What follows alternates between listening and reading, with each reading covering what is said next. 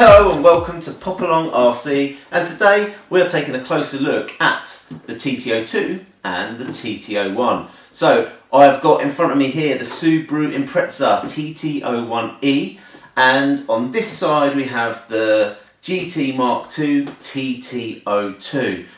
If you're a regular on the channel, you will know that we love racing our TT01s at our local clubs. Now we have several clubs in the area that are currently racing the TT01s. There are also people running the TT02.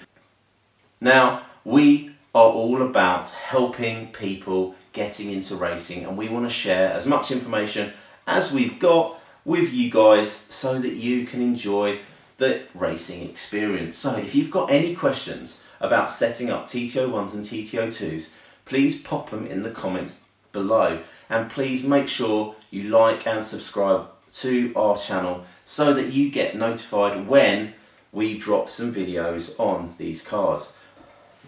So what is the difference between these two cars when building? Hopefully you've seen our unboxing video where we looked at both these cars next to each other. With regards to the build, very similar. They are nice simple builds. There's a couple of bits that are fiddly, but overall a really pleasant build.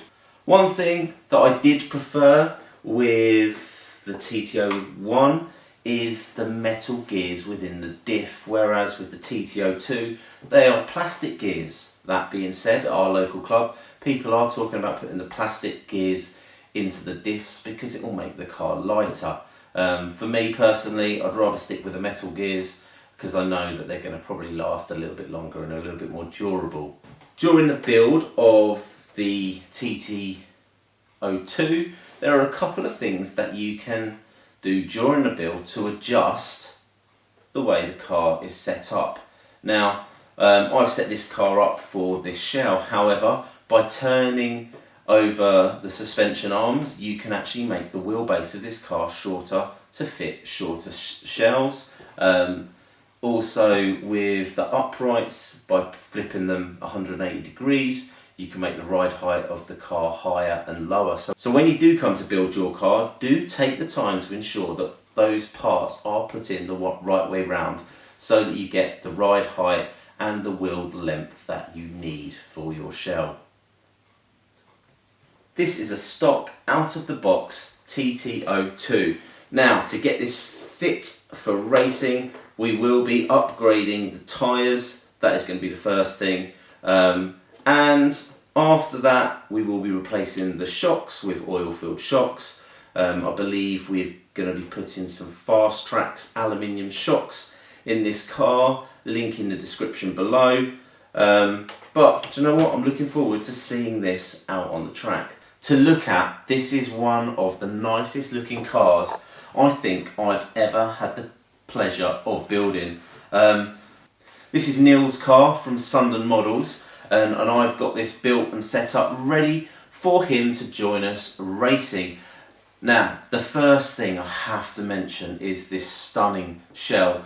Now, if you are familiar with the TT02 and the GT Mark II shell, this shell is notorious for being quite a challenge, especially if you have an attempt at the box details, because the number of decals that you get in this set is unbelievable. However, I was set the challenge to create an Iron Man inspired car, and I have created this. So how did I do that? Well, the first paint that I used was this one here, and this is the red that I used for the car. Now this red, when it came through, was very transparent, so therefore I needed to back it with a colour. Because I wanted the red to be a little bit darker, I started backing it with black, and it came out really dark on the roof.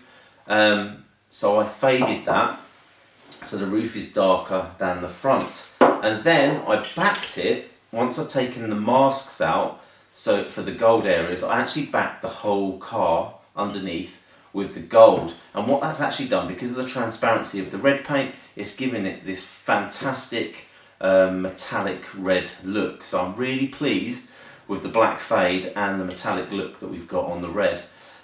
I especially like these parts here. So these bits were actually separate. So in the unboxing video you would have seen that there's two parts to the shell. Now these parts here and also the lights are actually on a separate piece of plastic which you then cut out and you stick to the car.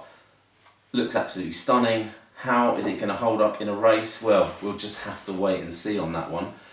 With regards performance on the racetrack, very promising. Now, we obviously run to the iconic rules for most of our racing because that's our goal, that's our plan for the year, is to run at the Iconic Cup.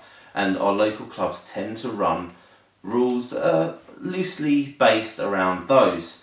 However, this is a GT shell and some clubs, including the Iconic Cup, say that the GT shells are not allowed in. Now why is that, you ask? Well, you only have to look at the profile of the shell and you can see that this shell is significantly lower and more aerodynamic.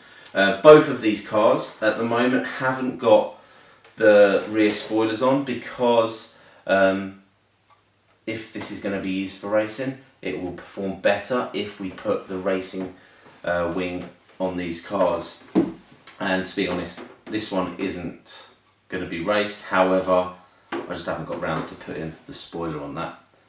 So that'll do for now. Looking forward to getting this thing on the track. Remember, like, subscribe, and we'll see you again soon.